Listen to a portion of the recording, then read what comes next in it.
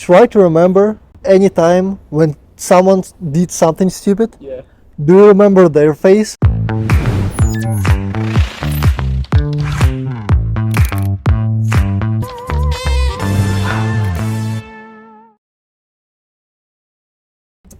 Hello guys, welcome to Glitch Talk number 4. I'm Glitch11, I'm Glitch22. and today we're filming and talking about 7 things that we wish we learned before from the professional journey and from the personal journey. So, hope you will enjoy this video, and let's start. Let's get into it.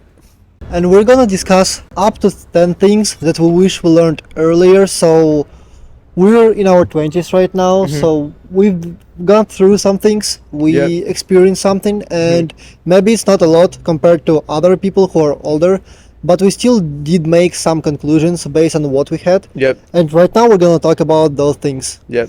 Exactly. Yeah. Yeah, I could start with that, So, top 10 things you wish you learned about this leadership, entrepreneurship stuff, right? So, my top one thing would be the culture. The culture is extremely important. The culture starts with the leader, and then, as in the name said, leader must set the culture of the tone by leading, So, I just tweeted out this morning earlier. A lazy leader will never have a hardworking team. It just like everything just like mirrors you. So as a leader, especially in a startup leader, I believe that you must be the last person to leave, the first person to be there. Of course, like occasionally, like here and there, you might make some like mistakes, but consistently, I think like the leader have to set the tone of the culture, and then the leader must set not only in the words too. Like this culture is like it's just a culture is not a set of belief. Culture is a set of actions. So we portray culture by we doing things, like how we do things is like a part of the culture.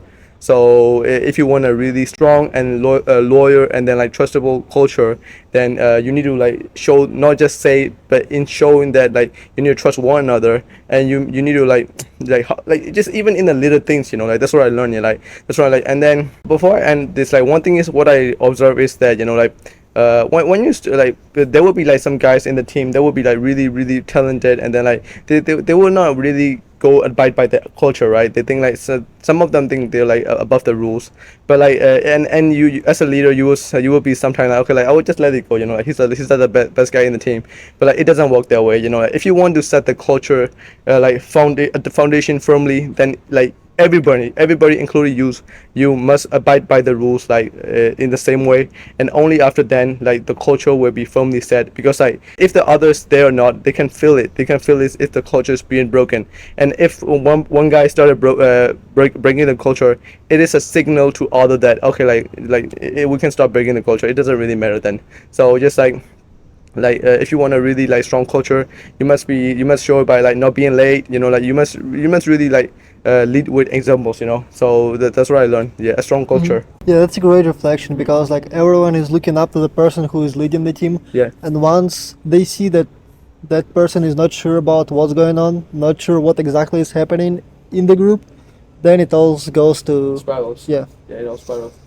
So what would be your number one? Yeah, my number one, I actually did a different list. You thought about entrepreneurship and leadership. I just did things that I wish I learned, just like as a human being. So the first thing that I wish I learned is to meet much more people than I met previously.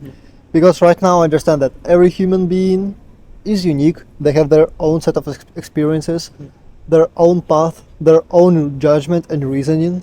And the more people you interact with, the better you learn how to understand them. Collecting data sets, you're just collecting data set. The more you travel, the more you meet with people, it just opens you in a new world, because like it sometimes, because like it breaks your belief that you previously had, like you had this belief like this couldn't go that way, right? But when you meet really this kind of some kind of new places of people, and they were doing like a different kind of way, and they still achieving great results, like okay, maybe that was possible. New perspective is like really important, because it gives you insights to more ideas. It lets you better understand yourself and what people you want to surround with. Because if you met only, for example, you met group A of people, you would never know that whether they're the right or the wrong people for you before you will meet a different group. Because like you don't have anybody to contract it with, because like you just like hang around with this group, and then you're like, okay, this group's like best. So yeah, so that's like the first thing I wish I learned. What's the second thing for you? trying to balance long-term thinking and then short-term execution. I think that some people have it backwards. Like some people think it's very short-term, but also like they don't execute really well enough, you know. And I think like short-term, I think short-term is also really important because like short-term set the it's like the steps for like the long goal, right? But I think like once if especially on a startup like us, or just like or whatever what you're on a journey, you know, I think like ones need to have a long term, not a goal per se, just like thinking, you know, like just like what kind of possibilities might have, just like start thinking forwards, having a vision, like okay, like it might not be the same, you know, like it might, when you get there, like it might not be exactly the same, it probably will not be, but like when you have like a template or a mold of like what you want to achieve, it's just like you have a very likely chances of like going there, you know, instead of just like wondering and then like taking like but I still believe that taking one step at a time is extremely important, because like only like sometimes what people do is like they be daydreaming all the time and then like they forget to like do the daily tasks, you know. So yeah, like balancing long-term thinking and short-term execution, yeah, I think will be my second priority. Yeah. Yeah, if you're constantly focusing on the future, you're forgetting about the present, Yeah. and it all always goes whack. Yeah, exactly. Yeah. The second thing I wish I learned was don't force yourself to read books just for the sake of reading. Rather, find something that you're really interested in, and then explore more. If you enjoy things, you will keep doing it. There's no need to read economical books if you don't enjoy reading about economics. I completely agree with you there, because like you get guilty, you know, like you get guilty of not reading books, or like you get guilty of not doing something, and your mind just like destroy you. And then like when you're feeling guilty, like you're not in the moment of like doing the thing that you were doing, you know, just like so just like I meant more that like just don't think that reading any stuff will bring you somewhere, because like you might read 1 million books and will not understand anything, or you might read one book and really apply it to your life and benefit from it the most. So it's not about the like quantity, but rather about the quality and the importance of like finding the right thing for you and then focusing on this and explore more about this. If you don't enjoy reading about architecture, why would you read about it? Even though it might be useful for you in certain sense, it's still not gonna bring you anything. Even if you like about architectural, but like you hadn't had the chance, or like you were too bored to read about architectural books, I think like you just like can go to like museums, or like just like really great like architect places, you know, that people have built, and then I just observing there. Sometimes just like visually learning is also a really quality way of learning, you know. So I think like that will help, like just like learning through experiences, you know, like learning through talking with people, learning just like different way of learning, but like it's kind of like still teaches you the same principle, you know. So I think like sometimes like some things outside would reading the book also taught me a lot, you know, even in YouTube, or like just like like when you're on a morning walk and you learn something from in nature, right? Just different qualities, or like different perspectives of learning, right? But I completely agree that it's just like not the quantity, it's a quality, like how you like really understood the material and then like how you apply it back. But it's really important. My number 3 will be knowing when to pivot. It's kind of like how to say hard to like pivot, because like pivoting mean like you're changing directions, right? You're changing directions because the original way you thought you was the best wasn't the best, you know. So it's kind of like it will hurt you a little bit of your ego here and there. But I think like if you really believe that you need to be pivoting, I think like and you instead of just like, oh, should I pivot or should I pivot or not, or like, you know, instead of just like no it's right, it's like well like, just like drilling on all about it, but just like to like quickly pivoting, you know, pivoting to the another thing, and admitting like, okay, like I was wrong, but like let me go find another way, and then let me start executing right away. So just like because like the other side might have like really better ways, you know. So I think like knowing when to pivot might be it's a really good thing to know as a leader too here. The third thing I wish I learned is right now I'm really curious about the ways I was thinking like 5 years ago, 10 years ago is a bit like, I was too young, but 3, 4, 5 years ago, especially my 18, 19 years old, and I realized that if I had like a film of those thoughts, which I'm doing right now, it would be much easier for me to reflect on my previous experiences, the way I was thinking and how I develop. So what I'm doing right now is once a month, I just set up the camera and just speak about like my core values, core views on life, just so that in the future I will be able to view this video and see, okay, I was thinking about this way. What have changed? Why it changed? And if it hasn't changed, why it hasn't changed, Yes. and whether it's a good way or a bad way. You basically reverse engineer it, you know. So I think that's an extremely good way. And then for me, I don't do that, but I do the similar thing mentally, because I remember like what I have thought, and like what I vividly remember like what were my beliefs, and then like what were the not only the beliefs too, but like I said, you know, the actions are also like the really the big things. So like what kind of actions did I take, you know, what I used to did, what, and then like now when I thought about it, I'm like, okay, like it's good that I changed now, you know, but some things, some of my thinking I didn't change, so like what I didn't change, you know. So yeah, I think like that's a really important thing. So yeah, it's a really good thing. So my fourth thing would be balancing the accountability. Basically, knowing when to reward and then knowing when to punish, you know. I don't want to use a punish, but like it's just like in this context. So when you're running a team, especially, you know, like I said, you know, like some members might be really good, and then like some members might be really bad, and then like the good members might become bad in the next time or next month or whatever, right? So I think like you need to have a overall perspective of like how a member is behaving, and then like you need to like reward, and you need to like put accountable like accordingly, you know, like, but you cannot reward too much too, but you cannot like put accountable too much too, you know, because like for it, in a case of example would be firing. So when you need to fire somebody, a typical case would be that, you know, like, okay, victim blaming, you know, like just like start like, okay, like you did this wrong, blah blah blah blah. But if you really think about it, you know, like if why you have to fire somebody is like because like in the first place, like you hire the person, you know, like, so some of the fault is on yourself too. So like this, like I said, balance of rewarding and accountability is I think really important, and you cannot reward someone for you need to be proportionate, you know, you need to be proportionate of the like the person performance, and then you need to reward it accordingly, and then you need to like how long did they like made a mistake, right? So yeah, I think that's a really a good thing to keep in mind too. The first thing I wish I learned is try as much sports and musical instruments as early as possible, so that you can develop hobbies. You can realize what you're actually interested about, and by practicing it, you also mastering it. Not your physical abilities, also your mental abilities, also your health, and most of the aspects of your life. So the more you try things when you're young, the easier it's gonna be for you in the future. Because, for example, I can try kayaking, for example, right now, but I can't compete anymore. Or I can start playing big tennis, but at the same time I can't try and play like on a really good level unless I spend a lot of much time, which I don't have for that specific sport.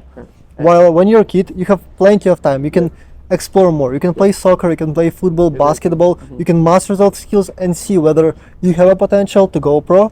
Even if you don't, at least you will be at a really high level at a young age, and later on it's going to be easier for you.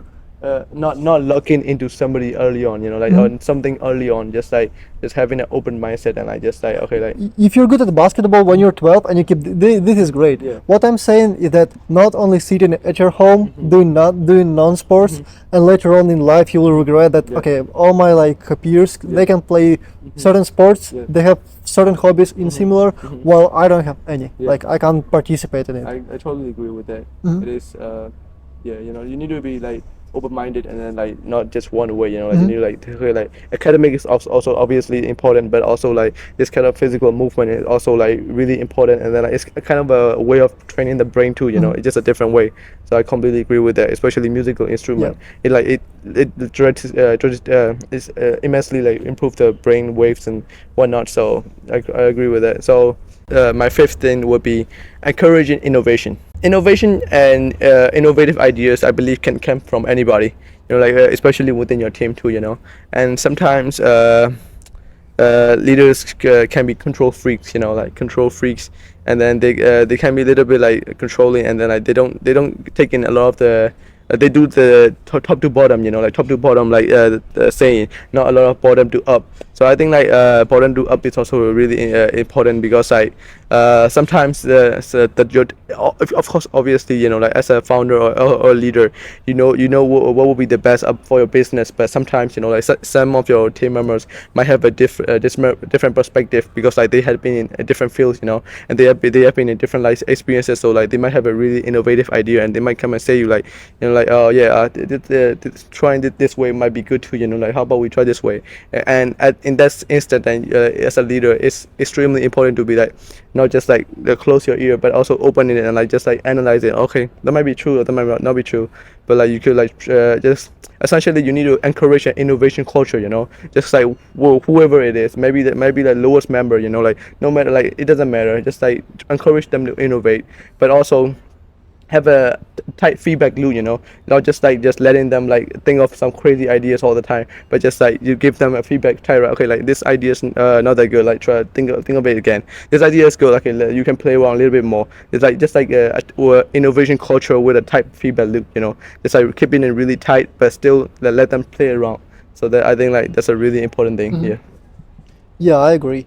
Because like even for our project, many of the ideas came up from people we've been working with. Exactly. Bottom And up like approach. those ideas literally changed some course of actions a lot, Exactly. which is like really great. Yeah.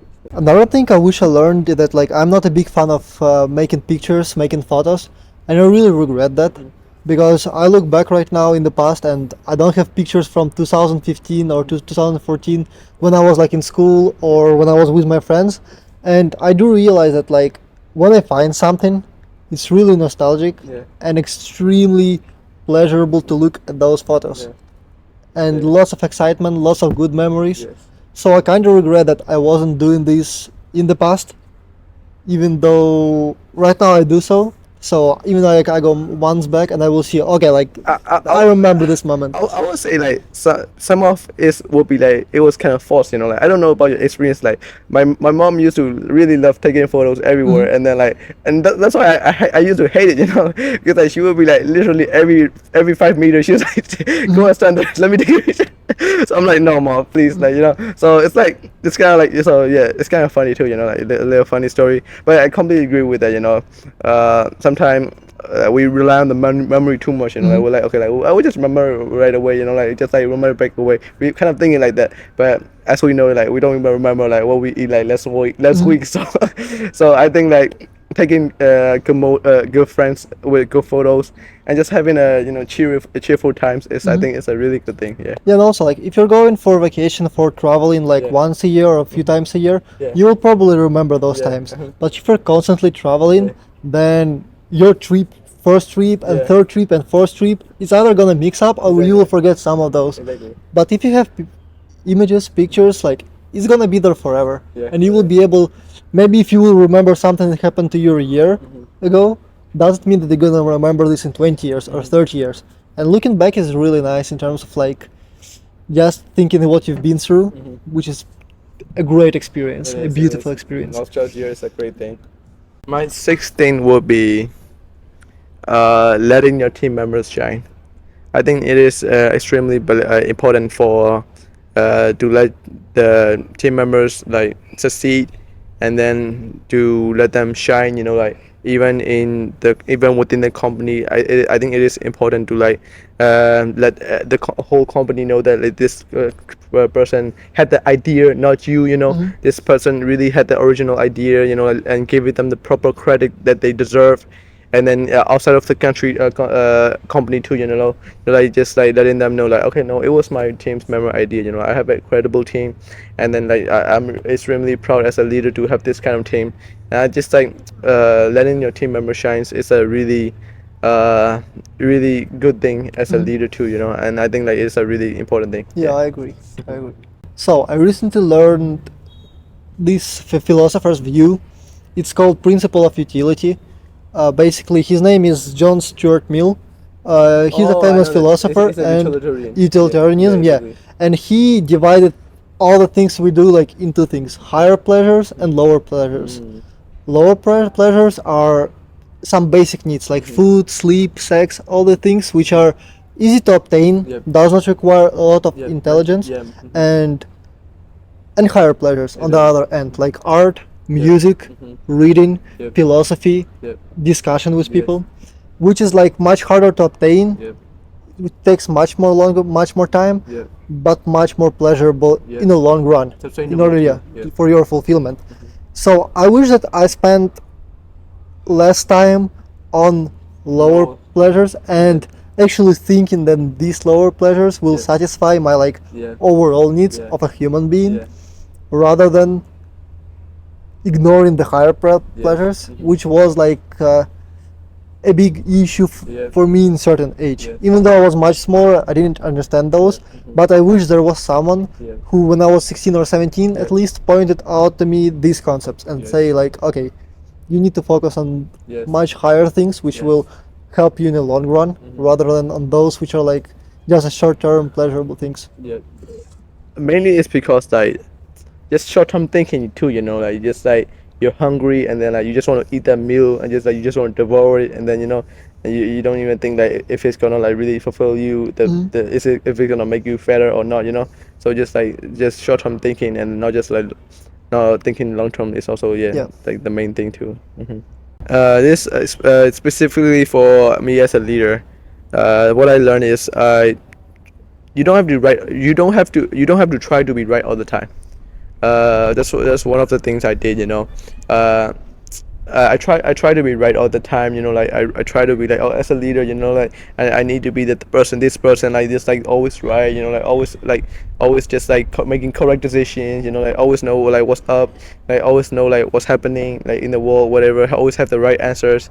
And I learned that, you know, I learned the hard way that like we're all humans, and then like, you know, like, oh, what kind of a leader you are, you will make dumb mistakes, you know, not even like incorrect mistakes, like you will make dumb mistakes, and then you know, and I think it is okay, you know, I think it is okay, because like just don't try to be right all the time, but of course try to be correct, and then like don't try to be right all the time. I mean, like, don't try to have this like ego of like, oh, I need to be like, right all the time, you know. But just like, of course, try to be right all the time, but know that like you might also be wrong. So when you're wrong, just like admit it, you know, like admit with the team, and then like just like go to the correct path, and then just like knowing when to pivot, right? So I think like it's a really really important, like, because like when you try to be right all the time, you subconsciously like ignore the other side, like even though if you know the facts, you know, even though if you're on the wrong path, you're making the wrong decision, you're like, oh fuck, I need to be right, you know. So like you kind of play this like dumb game, right? Especially in like like this is kind of from poker too, you know, like even though you know that you're gonna lose, but like you only like, yeah, you only raise too much money, and then like just like going, you know, like just like following the river, right? So it's like, yeah, so it's a really important thing. It's always okay to make mistakes or fail, since like they teach you a lot, Yeah, exactly. and like you just becoming a better human being by Exactly. making those mistakes and not being right all the time. Exactly. Because if you're right all the time, it's either you're working in a discipline that you're too good at, Yeah. and you need to change something, Yeah. or you're God. Yeah, Like exactly. no in between. Exactly. The 7 things I wish I learned is that actually no one gives a fuck about anyone but themselves. Exactly. And what I mean by that is, whatever you do, just do it. Yeah, Don't think exactly. about other opinions. Yeah. And there is a really good way to test that no one actually cares. Try to remember any time when someone did something stupid. Yeah. Do you remember their face? Exactly. Do you remember how they look Yeah. or what they were wearing? Exactly. Unless it was something like Just recently, beyond yeah, explanation yeah. or very recent, Yeah, exactly. you won't forget it. Exactly. So just use this logic whenever you want to do something and Yeah. you feel you will feel embarrassed, or Because like before even we do something, we have this filter of like, we know there's like 5,000 people, and like well all these 5,000 people approve, you know. So it's kind of like they don't care, you know, like they have their own life, you know, like just like just you have your own life, just walk your own path, you know, like they know you, they might know you might know them, but like, you know, like after 3 seconds everything will disappear, you know. So just do your own thing, Yeah. and then just try your own mistakes, and like you will be dumb, you will look dumb, like you will make fun of, but after 3 seconds it will be all over, you know. So yeah.